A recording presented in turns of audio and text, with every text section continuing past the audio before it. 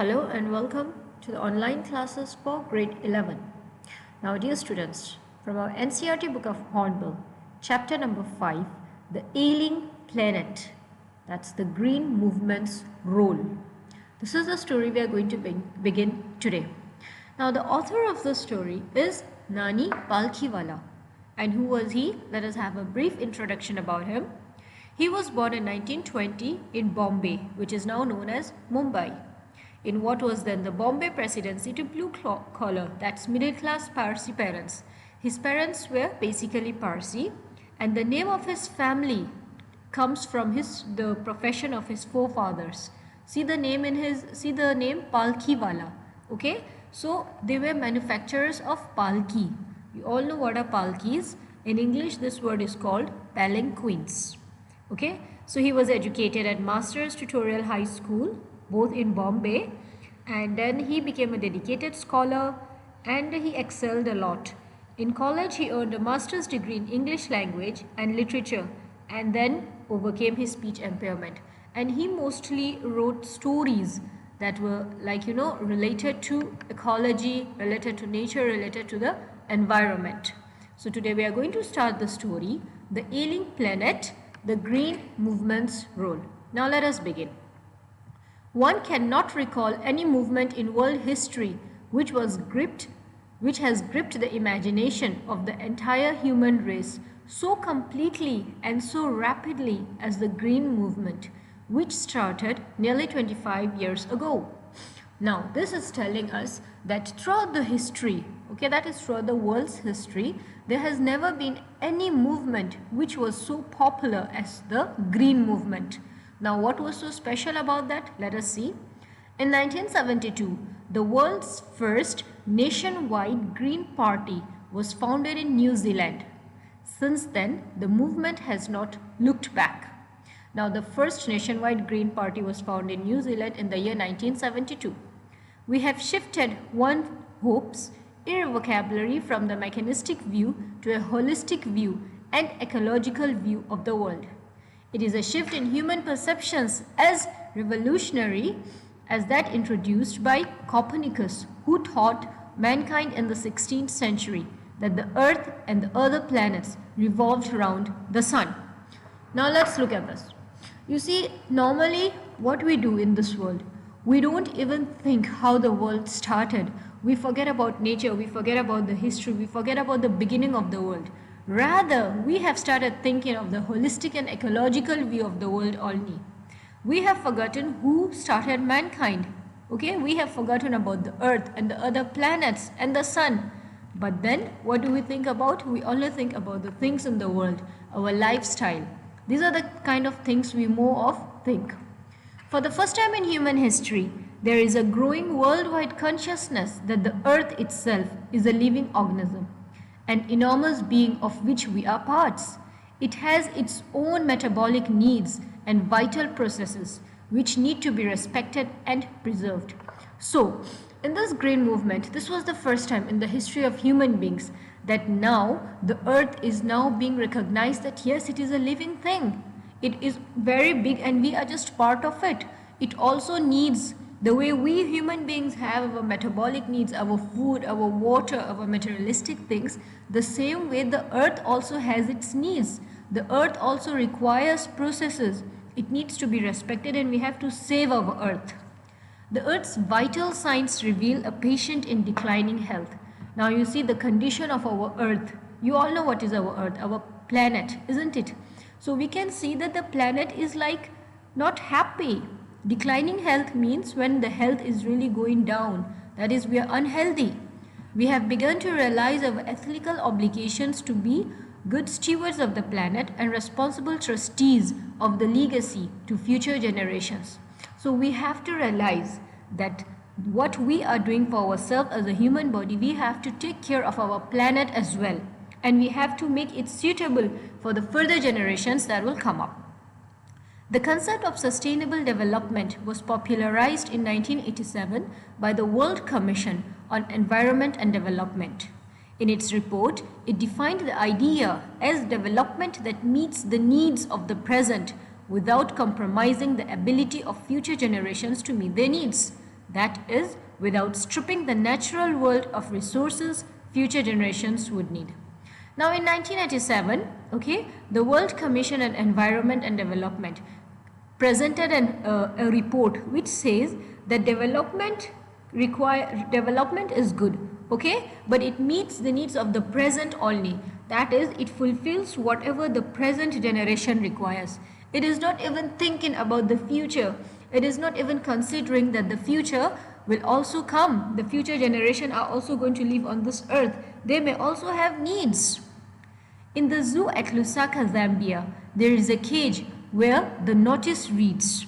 Now let's go to Zambia. This is a place in Africa, okay, and there's a zoo there with the name Lusaka, that's the city.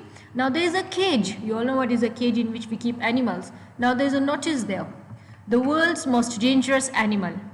That is the notice on the cage. Now inside the cage there is no animal, but a mirror where you see yourself. Now look at the logic here. There is a cage and there is a mirror inside. And when you look at it, there is no animal. Rather, you look at yourself in the mirror, and the notice there written is the most dangerous animal in the world. So that is a human being. Thanks to the efforts of a number of agencies in different countries, a new awareness has dawned upon the most dangerous animal in the world.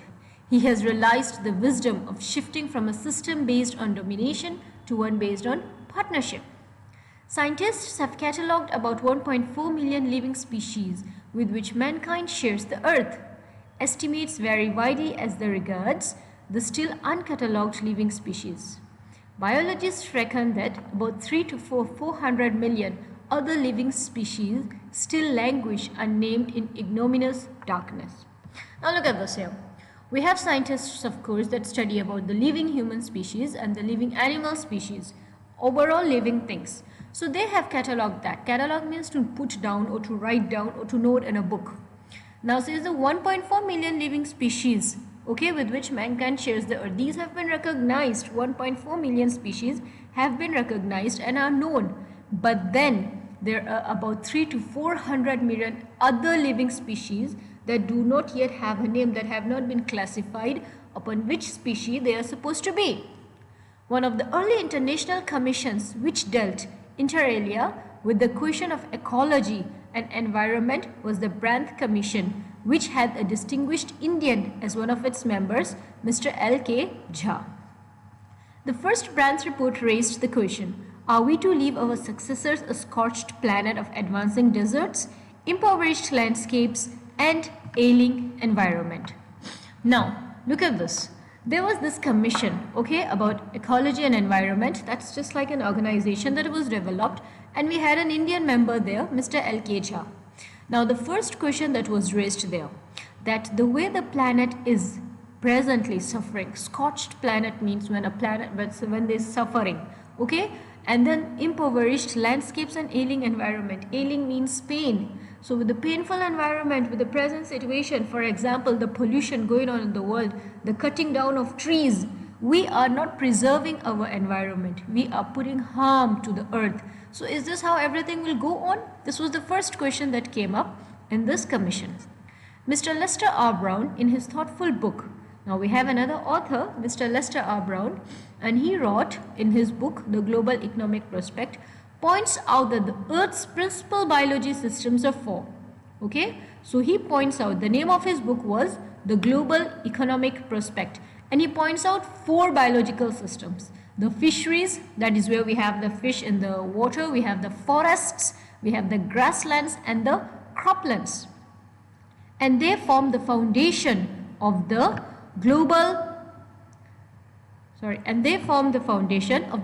economic system. In addition to supplying our food, these four systems provide virtually all the raw materials for industry except minerals and petroleum-derived synthetics. Now look at how it has been described, that the four biological systems we have, the fisheries, the forest, the grassland and the cropland, they provide our food. They provide virtually all the raw materials for industry. Now look at the raw materials when we talk of wood. Isn't it? When we talk of rubber, the liquid, the sap that comes out from the tree, these are raw materials, and they are all, we get them all from the grassland, we get them from the forests, except the petroleum derived synthetics which we get from the earth. In large areas of the world, human claims on these systems are reaching an unsustainable level, a point where the productivity is being impaired. When this happens, fisheries collapse, forests disappear, grasslands are converted into barren wastelands, and croplands deteriorate. Now you see, there is this consideration that when human beings claim right on these four biological systems, what happens next? Destruction comes up. We cut down our trees, isn't it? So the forests and the grasslands dry up. They remain empty land. When there is excess pollution, all the waste material from the factories and the industries flow into the water bodies and the fishes die. That is, the fisheries are also finishing. And when the grasslands are converted into barren wastelands, there is no crop, there is no food. In a protein-conscious and protein-hungry world, overfishing is common every day. In poor countries, local forests are being decimated in order to procure firewood for cooking. Now, obviously, where there is no gas, there is no petroleum, people that live near the forest cut down the tree because they use it as firewood for cooking. In some places, firewood has become so expensive that what goes under the pot now costs more than what goes inside it. Now, due to the lack of trees, the reducing number of trees, the firewood that we use, that is to say, just as an idiom, that the food we are cooking is cheaper, rather the firewood that is cooking the food is more expensive. Since the tropical forest is, in the words of Dr. Myers, the powerhouse of evolution, several species of life face extinction as a result of its destruction. Now we have the tropical forest where we have some animals there.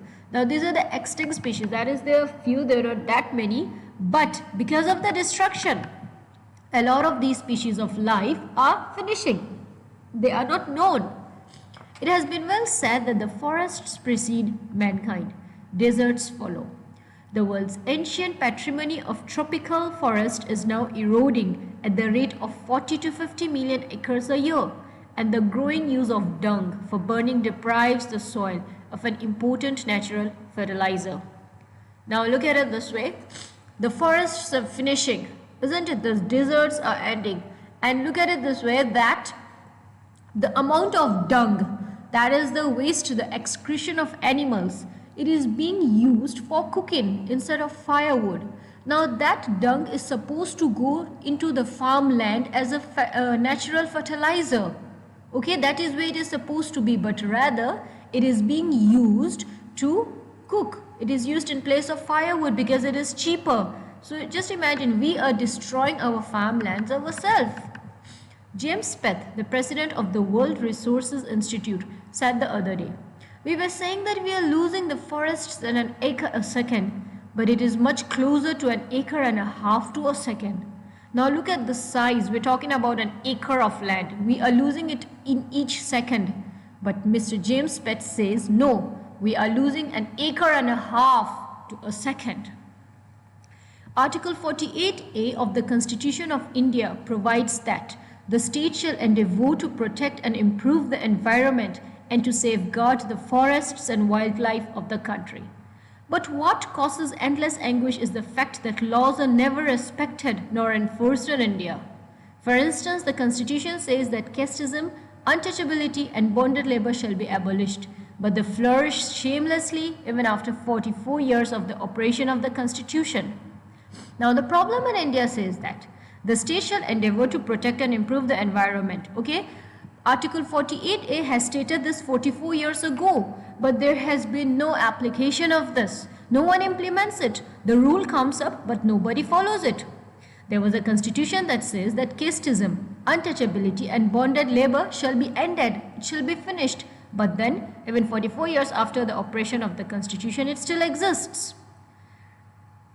India, according to reliable data, is losing its forest at the rate of 3.7 million acres a year.